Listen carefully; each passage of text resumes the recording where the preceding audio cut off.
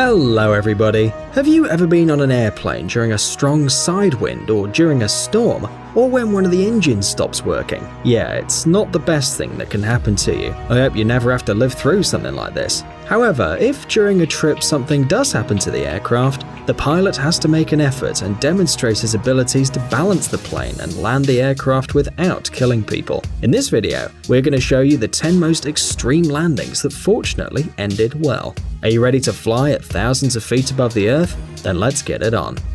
Landing on the Hudson River.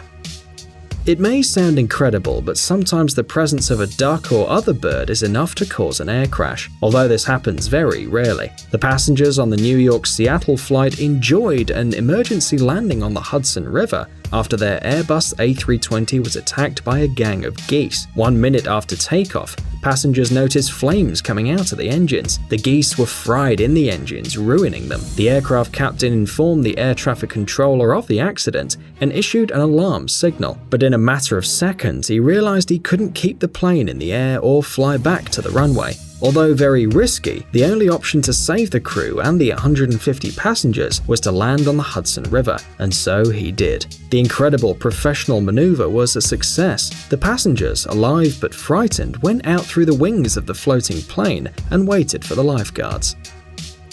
Homeless plane. To experience an extreme sensation is very easy. Simply go to any amusement park. But we're sure you've never seen anything like this. The passengers of this Boeing 737 had to descend from a height of 7,300 meters in a plane without a roof, with the wind in their faces, at a speed of 330 miles per hour. The short flight between the Hawaiian cities of Ilo and Honolulu should take about 35 minutes. However, 23 minutes after the plane reached the required altitude, a strong decompression took place, and as a result, the roof over the first 6 rows and the pilot's door flew out. The passengers found themselves in the open sky at a temperature of 45 degrees below zero. Can you imagine? Fortunately, they didn't have time to unbuckle their belts, which saved their lives. Although the flight attendants who were delivering the first drinks took the worst part, the captain of the plane began an extreme descent to a height of 3,000 meters at a speed of more than 310 miles per hour. In 11 minutes, he landed the plane with just the right engine. Fortunately, the crew and the passengers survived and left the plane in one piece. Landing on the beach. What do you usually do on the beach? You surely rest and enjoy the silence and tranquility, except on Maho Beach on the island of San Martin. This beach is located next to an international airport. Airplanes fly so low that drafts blow you up, and local authorities always warn beach visitors. The Princess Juliana International Airport has a very short takeoff runway of 2,180 meters, so the planes have to take off and land at a low altitude. Sometimes they pass about 10 meters above the ground, causing tourists to raise their heads and take photos and videos of the aircraft. Takeoffs and landings near populated areas are very dangerous, as no one knows what can happen on the next landing. And could you relax with planes passing over your head every minute? Noseless plane. This is a story about real heroes. On July 27, 2017, Ukrainian pilot Alexander Akapov landed a Turkish airline plane at Ataturk Airport in Istanbul in an incredible way. The plane, with a Ukrainian crew on board, left from Istanbul to Erkan in northern Cyprus. At a height of 4,000 feet, the hail broke the front of the plane and the window in the cockpit. The captain decided to return. There were 121 passengers and 6 crew members on board. The Ukrainian pilots and 2 Turkish flight attendants showed their courage during the incident. The captain managed to land the plane practically blindly, looking out at the side window. Unbelievable!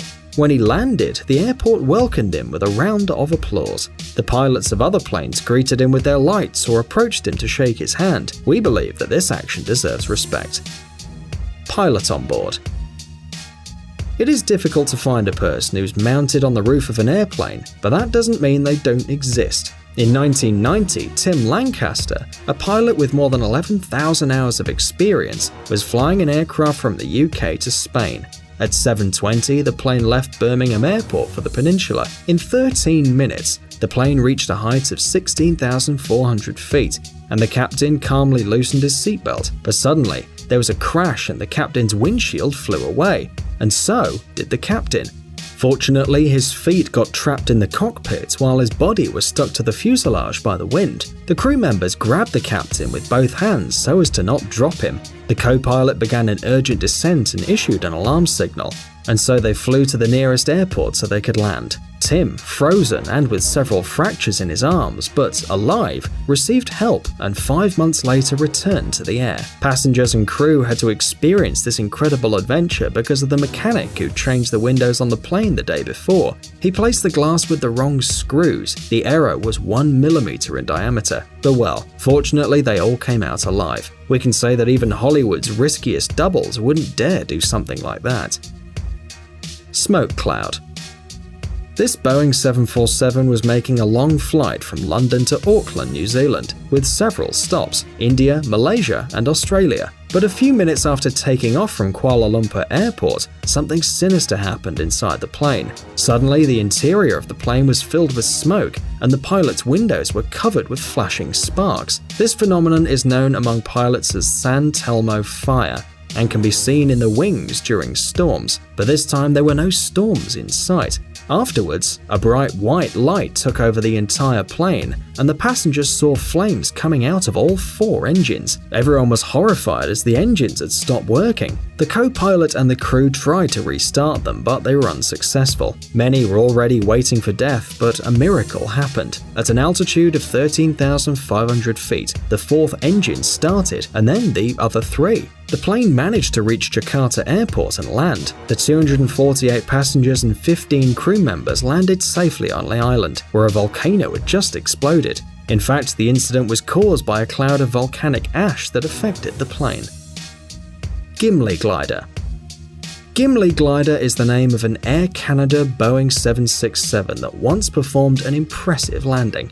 The 132-ton aircraft with engines that weren't working was able to descend from 40,000 feet and land at the abandoned Gimli base during a car race. This is already quite incredible, but the situation was even more complicated by the lack of power, because almost all the lights were turned off. In addition, the pressure in the hydraulic system was so low that the pilots could hardly move the ailerons and the steering wheels, but the crew did their best and no one got hurt.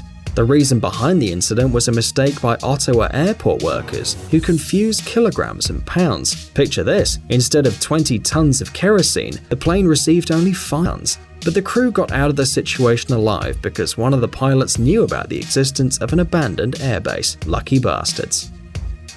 Somewhere in Siberia.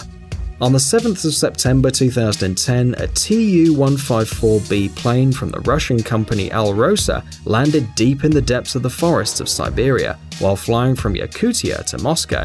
What's so interesting about it? Well, what happened was that after 3.5 hours of travel, there was a total power failure on board the plane. Most of the instruments were turned off, fuel pumps stopped, and it became impossible to control the wings mechanically. The additional fuselage tank had enough fuel for 30 minutes of travel. Descending to an altitude of 1,000 feet, the pilots began to search for an ideal place to land this huge 80-ton plane, and they found it. It was a cement airstrip known as Ishma, albeit quite small, just 4,430 feet long. The pilots managed to land the uncontrollable plane, but failed to brake on the runway, and the Tu-154B crashed into the trees, but it all ended well. None of the 72 passengers or 9 crew members were injured.